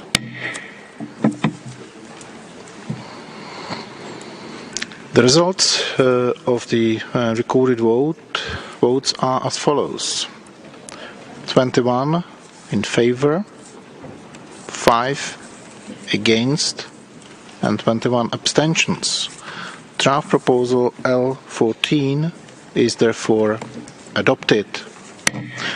Copies of the results of the votes will shortly be uploaded on the extranet. And now let us proceed with the draft proposal L16, entitled Situation of Human Rights in the Syrian Arab Republic. And I would like to invite the delegation of the United Kingdom to introduce the text. You have the floor. Thank you very much, Mr. President. And I have the honour to present draft resolution L16 on the human rights situation in the Syrian Arab Republic on behalf of France, Germany, Italy, Jordan, the Netherlands, Qatar, Turkey, the United States, and the United Kingdom. Mr. President, the recent earthquakes have had a devastating impact on the Syrian people and will continue to do so for years to come. So we welcome efforts by the UN to ensure humanitarian aid reaches all those affected, and we reiterate our condolences to the victims and the survivors. We are appalled, though not entirely surprised, that the Syrian regime attempted to use the disaster for political gain.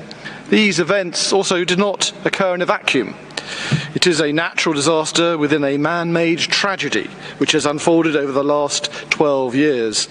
The latest Commission of Inquiry report explains clearly how Assad continues to inflict unimaginable pain and acts of violence on his own people.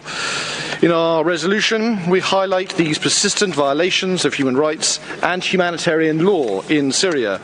Homes, schools, markets, farms, nowhere seems safe from the targeted assault on civilians and their livelihoods. The so-called amnesty laws have yet to result in any further clarity on the tens of thousands of individuals forcibly disappeared and those detained under appalling conditions. Rape and other forms of sexual and gender-based violence are known to be widespread, yet underreported, due to a woeful absence of paths for redress and support for survivors. Mr. President, the resolution we put forward today condemns the continued violence inflicted on the Syrian people, demands that humanitarian aid is unimpeded and that it reaches its intended recipients. It supports the timely implementation of a humanitarian mechanism to clarify the fates of the missing and demands support and justice for victims of sexual and gender-based violence. And it seeks to renew the mandate of the Commission of Inquiry, whose excellent work remains vital for ensuring accountability. So let me thank all of those in this room who have engaged constructively in the informal consultations on this draft resolution. Mr. President, at a time when the Syrian people face devastation anew, it's vital that this Council adopts this resolution to continue our efforts to hold those responsible to account. And if a vote is called on this resolution, I urge our fellow members of this Council to vote in favour of it. Thank you. Thank you.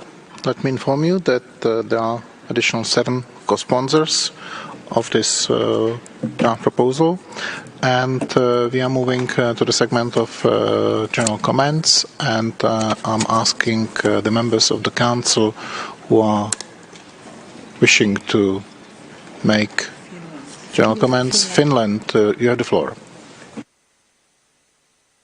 Mr. President, I have the honor to speak on behalf of the EU member states that are members of the Human Rights Council.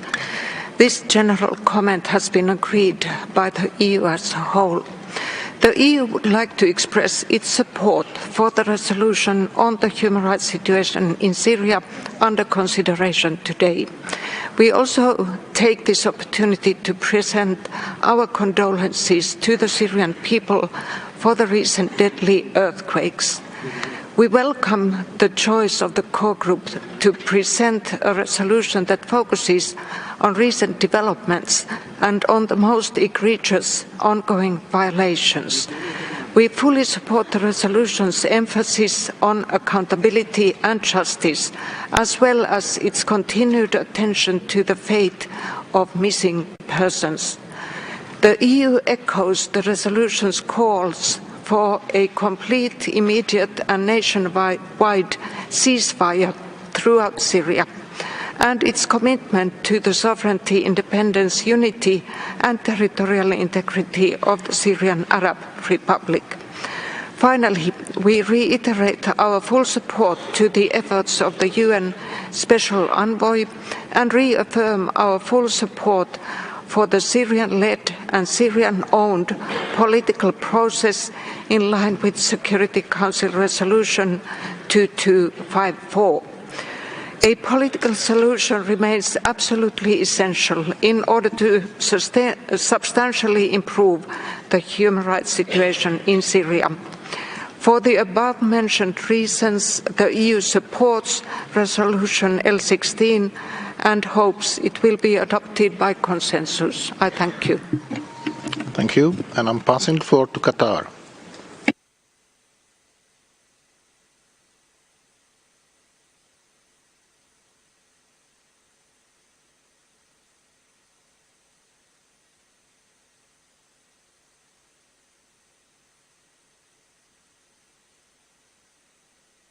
Microphone, please. And there is no interpretation. سيد الرئيس يمر الشعب السوري. Thank you, President. The brother people of Syria are going through a difficult and very complicated period. Violations of human rights law and IHL are ongoing. Let us not forget that this economic and social situation is deteriorating. There is no settlement to the conflict that has been lasting in 12 years. And Resolution 2254 has not been implemented, which has complicated the situation, as has the earthquake which struck the north of the country. This affected 8.5 million people who were already living in difficult circumstances. This text aims to clarify the fate of disappeared persons in Syria, to find out their whereabouts, and to put an end to this practice, and to ensure the release of all those arbitrarily detained. Also, there is an aim to provide support to families. The resolution also calls for humanitarian assistance to be provided without any hindrance over the entire length of borders, and it is clear how important this aid is. The resolution calls for efforts by this Council and its mechanisms to be supported when it comes to protecting the Syrian people. The resolution calls for putting an end to impunity and ensuring accountability for those responsible for human rights violations. In light of the foregoing, we call on countries to vote in favor of L16 on the human rights situation in the Syrian Arab Republic. We call for proportionality here, as there is great suffering by the Syrian people. Thank you. Thank you. And now let me invite the United States. Thank you, Mr. President. The human rights situation in Syria is not getting better. The recent earthquakes compounded what were already devastating circumstances on the ground. We talk about fatigue regarding Syria here at the Council. Imagine the fatigue that the brave people of Syria who live with constant human rights violations are experiencing. The Commission of Inquiry continues to provide timely, accurate, and critical reporting on a wide range of violations and abuses taking place in Syria, including those involving aerial bombardments leading to the deaths of Syrian civilians by the Syrian regime and their allies. As such, we strongly support its renewal. The resolution describes some of the horrific effects of the February 2023 earthquakes, a tragedy on top of a catastrophe that has affected millions of Syrians. Despite the enormous challenges, Syrian civil society has yet again shown the world their courage and determination to summon limited resources to save lives. We applaud their efforts. We appreciate the persistent documentation and advocacy by the UN on the fate of the missing and unjustly detained in Syria. The resolution highlights the ongoing reports of torture, unjust detentions, and disappearances, as well as the suffering of family members of victims, including women-headed households.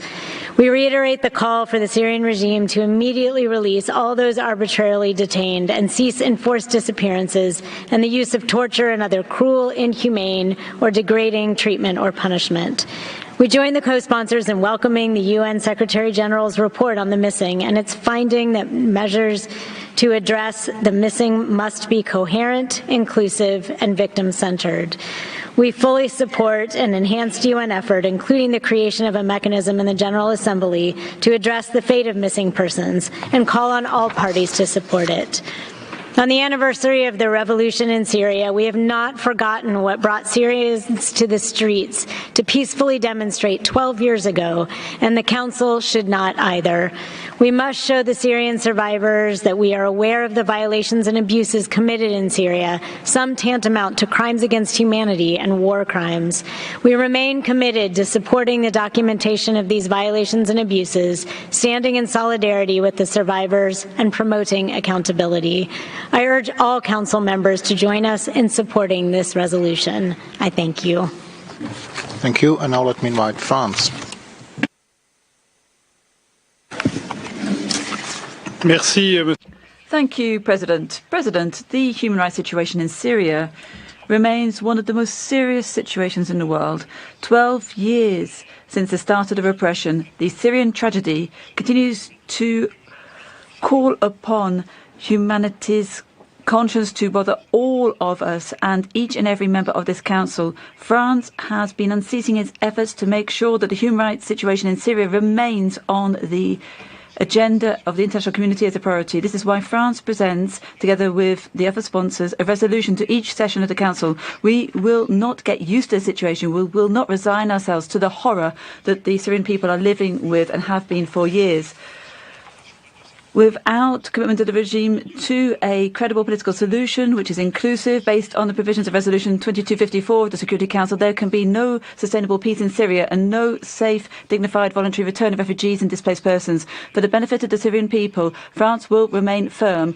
We will not change our position vis-à-vis the regime until there has been genuine, sustainable progress based on a political solution pursuant to Resolution 2254. Resolution once again renews the mandate of the Commission of Inquiry. It is vital to combat impunity and to fight for justice in Syria. It condemns the deadly violence inflicted on the Syrian people and calls for essential humanitarian aid to be received without any impediments, and to provide information to be provided to those who wish to know the fate of their kith and kin. And the regime must immediately free all persons who they're arbitrarily detaining and to shed light on the fate of those who have disappeared. The earthquake of 6th of February was an additional tragedy for the Syrian people, and France was mobilized to provide relief. But this does not exonerate the regime from complying with its obligations. It does not make us forget the brutality of the regime to its people and the war crimes and the crimes against humanity which it is responsible for. Today, there's some 6 million refugees and a similar number of internally displaced persons. 350,000 people have died. 155,000 persons have been disappeared. Most of them have been through the prisons of the regime. France will keep combating in favour of impunity, and we call upon all member states of the Council to vote in favour of this resolution. Thank you. Let me ask the Council if there is another member wishing to make a general comment. It's not the case, so we will proceed with the country concerned, and I'm passing the floor to Syria.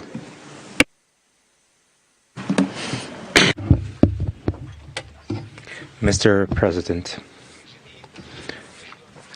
once again, we find ourselves facing a unilateral and biased draft resolution that lacks the minimum degree of objectivity, submitted by a group of countries that used to tamper with the foundations regulating the work of the United Nations, and falsely claim, as we just heard, that they are keen on the human rights of the Syrian people.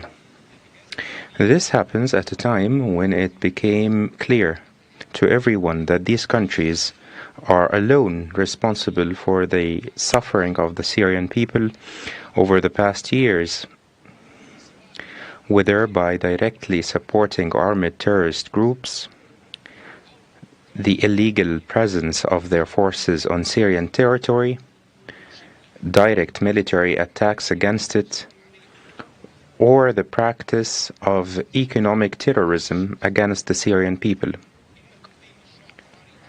The introduction of this draft resolution distances the Human Rights Council from its primary goal of seeking to realize human rights, and makes the Council a tool to pressure and defame states for purely interventionist political ends. I will briefly point out some of the serious shortcomings of the draft resolution presented. First, the draft resolution has not obtained the approval of the Syrian government since its submission in 2011. Second, it aims to renew the mandate of the so-called International Commission of Inquiry, whose reports have always been a platform for presenting a biased reading for the situation in Syria and distorting the facts about its context, causes, and results.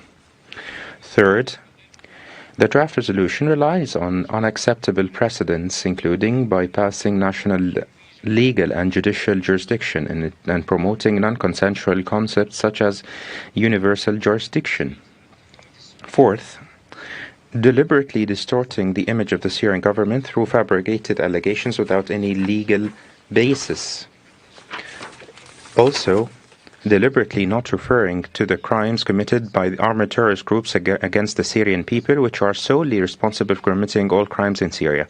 Finally, Mr. President, what the Syrian people request today is not another politicized draft resolution, but rather assistance and to start effective measures to end their suffering. We were looking for the adoption of a draft resolution by this Council demanding, for example, an end to the economic blockade imposed against Syrians.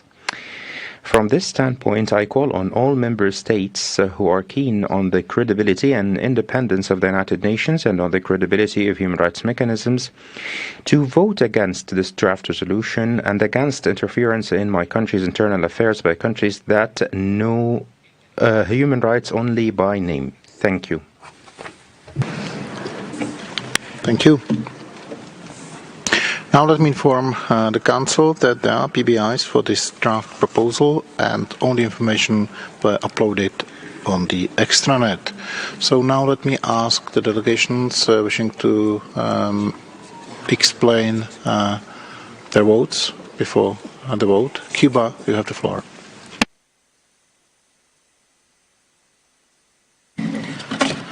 Gracias, Presidente. Thank you, sir.